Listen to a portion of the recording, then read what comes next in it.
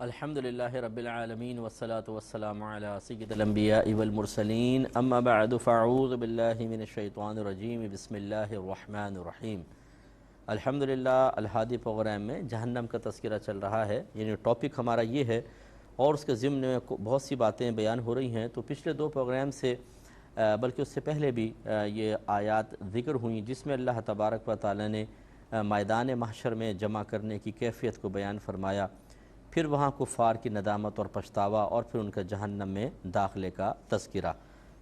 تو اسی لیے پچھلے پروگرام کے لاسٹ میں جو آیت پڑھی تھی قیل ادخلوا ابواب جہنم خالدین فیہا، ان کفار سے کہا جائے گا کہ تم جہنم کے دروازوں میں داخل ہو جاؤ اور تم اس میں ہمیشہ ہمیشہ رہو گے۔ فبئس مثوى المتکبرین، تو یہ متکبرین کا کیا ہی برا ٹھکانہ ہے۔ اور اس پر بھی میں نے کلام کرتے ہوئے آپ کو عرض کیا کہ تکبر کا مطلب ہوتا ہے انسان سامنے والی چیز کو حقیر سمجھے اور اپنے آپ کو اس سے بلند اور برتر گمان کرے۔ تو جب ہم کسی شرعی حکم کو ٹالتے ہیں تو ہمیں علم تو نہیں ہوتا، ہم سمجھتے ہیں کہ یہ غرور ہم تکبر نہیں کر رہے، لیکن اس میں تکبر کا پہلو ہے۔ اسی وجہ سے اللہ تعالیٰ نے کفار کو متکبرین کہا ہے کہ وہ اللہ اس کے رسول کو حقارت کی نگاہ سے دیکھتے ہیں، ان کے احکام کو بھی۔ اور یہ اچھی طرح یاد رکھیں کہ کسی کے حکم کو حقیر سمجھنا یہ اصل میں اس حکم دینے والے کی حقارت کے اوپر ایک سمجھ لیجیے ثبوت یا دلیل ہے۔ جیسے مثال کے طور پر اگر ایک بادشاہ اپنا ایک لیٹر کسی کے پاس بھیجے اپنے غلام کے ذریعے،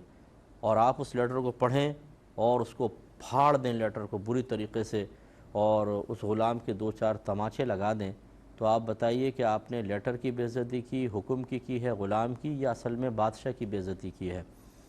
تو یقینی سی بات ہے کہ جو بھی کہے گا وہ کہے گا تم نے بادشاہ کی بے عزتی کی ہے۔ لیٹر کیا تھا؟ یہ تو بادشاہ کا حکم نامہ تھا۔ تو بس اسی سے ذرا اندازہ کیجئے کہ جو اللہ تعالیٰ کے احکام ہیں ان کو ہم اگر معمولی سمجھ کے چھوڑیں گے، نظر انداز کریں گے، حقیر سمجھیں گے، تو در حقیقت ہم اللہ تعالیٰ کو معاذ اللہ حقیر سمجھ رہے ہیں۔ رسول کے احکام کو ٹالیں گے اور ایسا معمولی سمجھ کے پیچھے پھینکیں گے، بلکہ نفرت کے اظہار کریں گے، بلکہ غصے کا اظہار کریں گے، دل میں ناپسندیدہ سمجھیں گے، تو حقیقتاً ہم کیا کر رہے ہیں ذرا ہمیں سوچنا چاہیے۔ تو یہ کفار نے کیا تو ان کا انجام یہ ہوا۔ اور آپ کو یاد ہوگا پیچھے جو آیات میں نے پڑھی تھیں، 71ویں آیت تھی وَسِیقَ الَّذِينَ كَفَرُوا إِلَى جَهَنَّمَ زُمَرًا، اور وہ لوگ جو کافر ہیں انہیں جہنم کی طرف گروہ در گروہ ہانکا جائے گا، حتی اذا جاؤوها فتحت ابوابها، یہاں تک کہ جب وہ جہنم کے قریب آئیں گے تو اس کے دروازے کھول دیے جائیں گے۔ وقال لهم خزنتها، اور کہے گا ان کے لیے جہنم کا داروغہ، الم یأتکم رسل منکم یتلون علیکم آیات ربکم، کیا تمہارے پاس تمہارے رب کی آیات پڑھنے والے رسول تلاوت کرتے ہوئے نہیں آئے تھے؟ وَيُنذِرُونَكُمْ لِقَاءَ يَوْمِكُمْ هَذَا، اور کیا انہوں نے تمہیں اس دن کے ملنے سے نہیں ڈرایا تھا؟ تو یہ کفار کا اللہ نے ایک منظر کشی کی۔ اب اس کے مقابلے میں مسلمانوں اور مومنین کے لیے اللہ تعالیٰ نے آگے بیان فرمایا۔ اس کا مطلب ہے گروہ دو ہوئے، ایک گروہ جہنم کی طرف جاؤ، دوسرا گروہ جنت کی طرف جائے۔ کس قدر پیاری بات ہو۔ میں صرف سمجھانے کے لیے عرض کرتا ہوں، جو آفیسز میں کام کرتے ہیں، اداروں میں کام کرتے ہیں، فیکٹریوں میں کام کرتے ہیں، انہیں پتہ چلے کہ بھئی مینجمنٹ نے ارادہ کیا ہے کہ کچھ لوگوں کو رکھا جائے گا، باقی سب کو نوکری سے نکال دیا جائے گا۔ اب سب کو جمع کر لیا جائے اور کہا جائے جس جس کا نام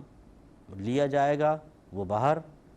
یا جس کو اس طرف کیا جائے گا وہ باہر جائیں گے، اور جن کو ہم ادھر کا کہیں وہ نوکری پر بحال رہیں گے۔ اب جب نام لینا شروع ہوں گے، آپ سوچئے کہ لوگوں کی کیفیت کا عالم کیا ہوگا۔ جو اس جاب کا ضرورت مند ہے، پریشان ہے، متوسط الحال ہے، درمیانے طبقے یا لوور طبقے سے تعلق رکھتا ہے، اس کے دل پہ کتنا خوف پیدا ہوگا کہ اگر مجھے بھی باہر نکال دیا میرے گھر کا کیا ہوگا، میں کیسے گزارا کروں گا، وغیرہ وغیرہ۔ اور پھر فرض کر لیں کہ ایک گروہ یہاں ہو گیا کہ یہاں آپ سب جائیں، آپ سب جاب کریں، تو جن کو جانے کا کہا جائے گا ان کی دل آزاری، ان کی حسرت، ان کا پچھتاوا، ان کو مطلب ان کا رونا یا ان کا دکھ، اس کا ذرا اندازہ کریں۔ اور جن کو اس طرف کیا جائے گا ان کی خوشی کے بارے میں ذرا غور کریں۔ یہ تو ہے دنیاوی ایک معاملہ کہ عارضی طور پر آدمی مر تو نہیں جائے گا، دوسری جگہ جاب مل جائے گی، اللہ تعالیٰ کسی نہ کسی طریقے سے زندگی گزارنے کے لیے موقع اور اسباب اور وسائل اور ذرائع ضرور فراہم کر دے گا۔ اب آ جائیں میدان محشر میں، سب جمع ہیں، اب یہ ہے دا ڈے آف ججمنٹ، کچھ ادھر آ جاؤ الٹے ہاتھ کی طرف اور کچھ سیدھے ہاتھ کی طرف آ جاؤ، پھر الٹے ہاتھ والے جہنم میں جاؤ، سیدھے ہاتھ والے جنت میں جاؤ۔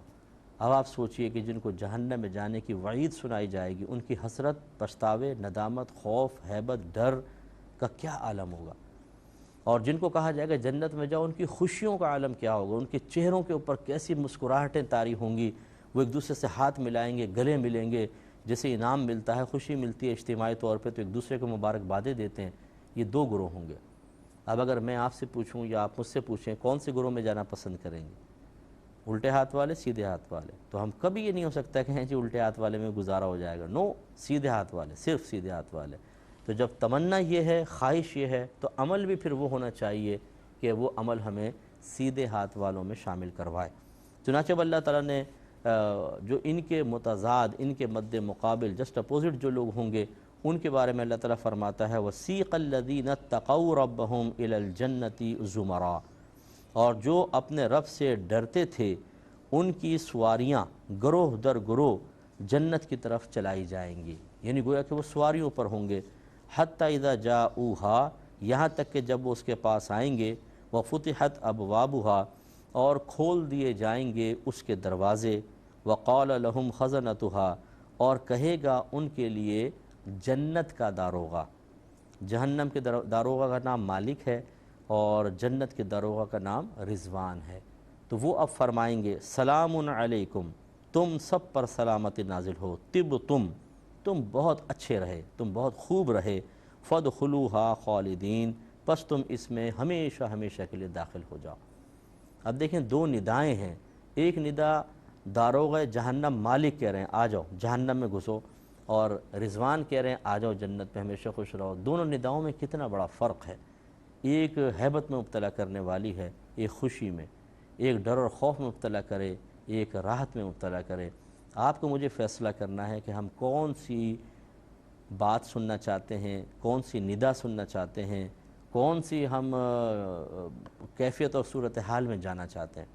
ابھی بھی زندگی موجود ہے، وقت موجود ہے، ہم فیصلہ کر کے اور اس فیصلے کے تقاضے کے مطابق عمل کر کے اپنے آپ کو اللہ تعالیٰ کے اچھے بندوں میں ڈھال سکتے ہیں۔ مشکل نہیں ہے، بس تھوڑی سی ہمت کرنے کی ضرورت ہے۔ وَقَالُوا، اور وہ کہیں گے الحمدللہ الذی صدقنا وعدہ وَأَوْرَثَنَا الْأَرْضَ۔ اب جنتی اللہ کی بارگاہ میں جب جنت میں جائیں گے کیا نعمتیں ہوں گی۔ اگر آپ کو ایک ڈیفینس کے اندر زبردست قسم کا ڈیکوریٹڈ بنگلہ جس میں کار بھی ہے، اے سی، یہ وہ سب کچھ، فانوس لگے ہیں، صوفے وغیرہ، بہترین قسم کا کچن، اور اس کی چابی دے دی جائے جاؤ اب آپ یہ تمہارا ہوا، کاغذات بھی بنا کر دے دی جائیں، اور آپ اس میں داخل ہو کر دیکھیں تو دل باغ باغ ہو جائے، اتنا بڑا گارڈن اور اتنے زبردست ڈرائنگ روم، ڈائننگ اور یہ اور وہ، سوئمنگ پول بھی بنا ہو، تو خوشی کا عالم کیا ہوگا۔ یہ تو ایک مادی چیز ہے، دنیا کی چیز ہے جو عارضی طور پہ ہے، پھر ختم ہو جائے گی۔ اب ان کی خوشی کا عالم دیکھیے جو جنت میں جائیں گے۔ جنت کی نعمتوں کا تصور ہم دنیا میں قائم کر ہی نہیں سکتے، سن بھی لینا تو پھر بھی حقیقی تصور ایک صورت ذہن میں نہیں آ سکتی، کیونکہ ان نعمتوں کو اپنی آنکھوں سے دیکھا نہیں ہے۔ لیکن اس وقت خوشی کا عالم کیا ہوگا، تو اس وقت پھر وہ اللہ تعالیٰ کی حمد بیان کریں گے، شکریہ کہیں گے کہ اے اللہ تعالیٰ تیرا شکر ہے، اللہ کا شکر ہے جس نے اپنے وعدے کو ہم سے سچا کر دکھایا۔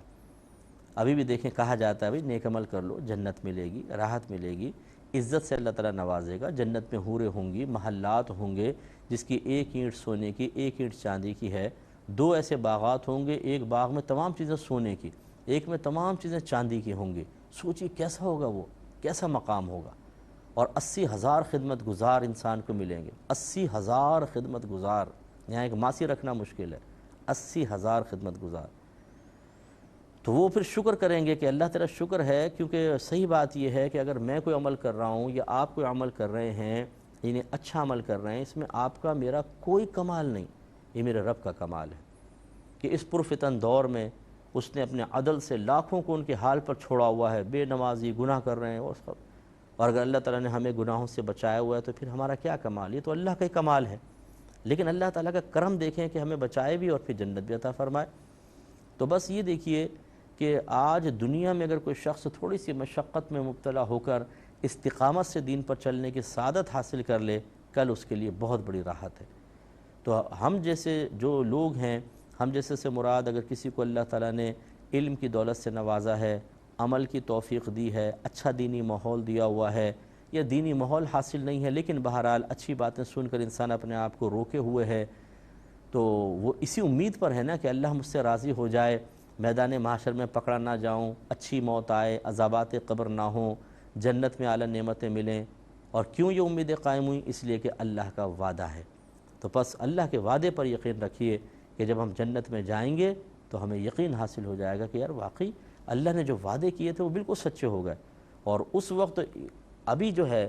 اس وعدہ خداوندی کا فوری طور پہ مصداق ہمیں نظر نہیں آئے گا۔ اگر اللہ نے فرمایا نماز پڑھو جنت ملے گی، فرض کر لیں، اور یہ عمل کرو گے یہ انعام ملے گا، ہم عمل کر لیتے ہیں لیکن انعام سامنے تو نہیں ہوتا، لیکن ہم اللہ کے وعدے پر بھروسہ کر کے کر رہے ہیں نا، تو اللہ تعالیٰ پھر ہمیں مایوس نہیں کرے گا، وہ اپنے وعدے کے خلاف نہیں کرتا۔ جیسا یہ میں آپ کے سامنے بیان کر رہا ہوں ایسا ہی ہوگا، اچھی موت، اچھا قبر کے اندر نظام اور راحتیں، جنت کی نعمتیں، پھر میدان محشر میں عزت اور آسانیاں، کوئی تکلیف نہیں، پریشانی نہیں، غم نہیں، خوف نہیں، وی وی آئی پی پروٹوکول، فرشتوں کی قطاریں لگی ہوں گی جو ہمیں جنت تک پہنچائیں گی اور پھر جنت میں داخل ہو جائیں گے۔ اس وقت دو قسم کے، اب کافروں کو ہٹا دیں، اب مسلمانوں میں دو قسم کے گروہ ہوں گے، ایک جنہوں نے اللہ کے وعدوں پر اعتماد کر کے اپنے آپ کو ریزرو کر کے رکھا، نفس و شیطان سے مقابلہ کیا، ایک وہ جنہوں نے وعدوں کو جھوٹا تو نہ کہا لیکن انہوں نے ان کو اتنا مطلب اپنے مطلب زندگی میں شامل بھی نہیں کیا، اس طرح ان پر یقین بھی نہیں کیا جیسا کرنے کا حق تھا، تو وہ بے عمل مسلمان ہوتے ہیں۔ اب خود سوچئے نا کہ اگر کوئی ایک بہت ہی مالدار آدمی جو سخی ہو، وہ اگر کہے کہ میں آپ کو کل آئیے میں آپ کو نوکری دلوا دوں گا اور اتنے اتنے پیسے مجھ سے لے لینا، اور ہمیں یقین ہے کہ جس سے وہ وعدہ کرتا ہے کبھی خلاف نہیں کرتا، تو کتنی خوشی ہوگی، کتنی راحت، کوئی غم ہوگا، پریشانی ہوگی، فکر ہوگی کہ شاید جھوٹ بولے، نہیں، پختہ یقین، اور پھر ہم انعام لے۔ دنیا کے اندر بعض اوقات دوست وعدہ کر لے، ماں وعدہ کر لے، اس طرح کا کوئی سیٹھ وعدہ کر لے تو بڑا اطمینان ہوتا ہے اور پھر اس کے تقاضے کے مطابق انسان عمل بھی کر لیتا ہے، لیکن اللہ کے وعدوں پر وہ اعتماد اور اعتقاد نظر نہیں آتا جو نظر آنا چاہیے۔ اس میں کچھ ایک شکوک سے ہیں، شبہات سے ہیں، کامل یقین نہیں ہے، تذبذب میں ہیں، وہ ہم پر ہمارے ذہن میں آتے ہی نہیں ہیں، دوسرے کاموں میں لگے ہوتے ہیں، دنیاوی وعدے ہمارے پیش نظر ہوتے ہیں، لہٰذا پھر وہ بے عملی کی طرف انسان چلا جاتا ہے۔ لیکن جس نے اللہ کے وعدوں پر کامل اعتماد کیا اور یقین رکھا اور اس یقین کی بنیاد پر اچھے اعمال کرتا رہا، اللہ تعالیٰ اپنے وعدے کے خلاف نہیں کرتا، پھر ایسا ہوگا اور وہ کہیں گے الحمدللہ الذی، تمام خوبیاں ثابت ہیں اس اللہ تعالیٰ کے لیے جس نے صدقنا، سچا کیا ہم سے وعدہ، اپنا وعدہ، وَأَوْرَثَنَا الْأَرْضَ، اور اس نے ہمیں زمین کا وارث کیا۔ زمین سے مراد جنت، جنتی زمین، نتبوأ من الجنہ، وہ زمین وارث کیا کہ ہم جنت میں رہیں، حیث نشاء، جس جگہ ہم چاہیں۔ اب یوں نہیں ہے کہ آپ کسی اور کے درجے میں داخل ہو جائیں گے جس جگہ ہم چاہیں، مراد یہ ہے کہ جنت میں جو درجہ ہمیں دیا جائے گا اس درجے میں جہاں ہم چاہیں گے گھومیں گے پھریں گے،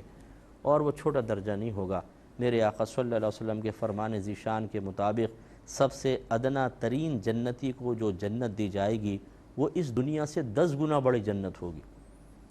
اگر آپ اور میں اس دنیا کے ہی چکر لگانے لگ جائیں اور F-16 میں بیٹھ کر جس کے پیٹرول ہی ختم نہ ہو فرض کر لیں دوڑاتے رہیں، تب بھی میرے خیال میں پوری دنیا کا چکر لگانا، چپا چپا دیکھنا ممکن نہیں ہوگا۔ کہاں کہاں پہنچ سکیں گے؟ اتنی بڑی دنیا، اور ادنا ترین جنتی کو اس دنیا سے 10 گنا بڑی جنت دی جائے گی۔ اب آپ اندازہ کریں کتنا بڑا ایریا ہوگا، اس میں دریا بھی ہوں گے، پہاڑ بھی ہوں گے، سمندر بھی ہوں گے، پرندے بھی ہوں گے، جو ہم چاہیں گے ہوں گے، اور مزید نعمتیں۔ تو اب آپ اندازہ کریں کہ اس ایریے میں جو اتنا بڑا ایریا ایک ایک جنتی کو دیا جائے گا، اس میں جہاں چاہے وہ جائے۔ یہاں تو ہم دنیا میں رہتے ہیں بھئی یہ ریڈ زون ہے، اس میں داخل نہیں ہو سکتے، یہ کسی اور کی پراپرٹی ہے، پرائیویٹ پراپرٹی، آپ اس میں داخل نہیں ہو سکتے، لیکن وہ تو اتنی بڑی جگہ اور جہاں آپ جانا چاہیں جا سکیں گے۔ تو صحیح بات ہے کہ ہمیں سوچنا چاہیے کہ آج ہم 120 گز کے پلاٹ کے لیے اپنے بھائی بہنوں سے لڑ رہے ہوتے ہیں، ان کے گلے کاٹ رہے ہوتے ہیں، خون سفید ہو گئے ہیں، قطع تعلق کر کے بیٹھ جاتے ہیں تھوڑی تھوڑی پراپرٹی، تھوڑے سے پیسوں کے لیے۔ حالانکہ اگر کوئی لے رہا ہے تو لینے دو بھائی، خوش دلی سے دے دو، لے جاؤ اور صبر کر لیں، اس کے بدلے جو آپ کو جنت میں پراپرٹی ملنے والی ہے اس کا آپ اندازے نہیں کر سکتے۔ لیکن ہم ان مادی اشیاء پر مر مٹتے ہیں اور ان پر مر مٹنے کے لیے اپنی آخرت کو برباد کر دیتے ہیں۔ اتنی بڑی جنت 120 گز کے پلاٹ کے لیے آدمی تباہ کر دے، صرف تھوڑے سے چند ٹکوں کے لیے، تھوڑے سے سونے کے سیٹ کے لیے تباہ کر دے، اس سے کم عقلی، اس سے بڑی کم عقلی اور کون سی ہو سکتی ہے؟ یعنی یہ بہت بڑی کم عقلی ہے اور بہت چھوٹی سوچ اور فکر ہے، اور یہ اس کو نصیب ہوتی ہے کہ جو دین سے اپنے آپ کو دور رکھتا ہے۔ جب دین سے دور رکھتا ہے، اللہ کے وعدوں سے دور رکھتا ہے، آخرت کی باتیں اس کے سامنے ہوتی نہیں، تو دنیا ہی اتنی بڑی نظر آئے گی، بس دنیا ہی سب کچھ ہے، اسی میں وہ اپنے آپ کو تباہ کر لیتا ہے۔ اس لیے جو اللہ نے وعدے بیان فرمائے ہیں ان پہ توجہ کریں، ان باتوں پہ توجہ کریں تو انسان اپنی زندگی کو بہترین انداز سے گزار سکتا ہے، اور ان چھوٹی چھوٹی مادی اشیاء کو بنیاد بنا کر اپنے آخرت کی بربادی کا کم از کم سامان نہیں کرے گا۔ اور آخر میں اللہ تعالیٰ نے فرمایا وَتَرَى الْمَلَائِكَةَ، اور تم فرشتوں کو دیکھو گے حافین من حول العرش، کہ وہ عرش کے آس پاس حلقہ کیے ہوں گے، یسبحون بحمد ربہم، اپنے رب کی تعریف کے ساتھ اس کی پاکی بیان کر رہے ہوں گے، وقضی بینہم بالحق، اور لوگوں میں حق کے ساتھ فیصلہ کر دیا جائے گا، وقیلا، اور جب یہ فیصلہ جن کے حق میں ہوگا، جو کامیاب ہوں گے، تو کہا جائے گا الحمدللہ رب العالمین، تمام خوبیاں ثابت ہیں اللہ تعالیٰ کے لیے جو عالمین کا پالنے والا ہے۔ تو ان سے معلوم ہوا ان آیات سے، جو ہمارے بھائی بہن ہمیں ملاحظہ کر رہے ہیں، کہ سمجھدار انسان وہی ہے کہ جو اپنی زندگی کے مختصر سے وقت کو ان اللہ کے وعدوں کی سچائی کے حصول کے لیے خرچ کرے، کہ جو اللہ نے وعدے کیے ہوئے ہیں، اور جب ہم صحیح طریقے سے ان وعدوں کو بنیاد بنا کے اپنے وقت کو خرچ کریں گے تو انشاءاللہ وعدوں کا جو ایک مصداق ہے، جو وعدوں کا نتیجہ ہے، وہ بھی ہمیں ضرور جنت کی شکل میں اور اللہ کی رضا کی شکل میں حاصل ہوگا۔ اللہ تعالیٰ آپ کو مجھے کامیابی عطا فرمائے، آمین۔ وآخر دعوانا ان الحمدللہ رب العالمین۔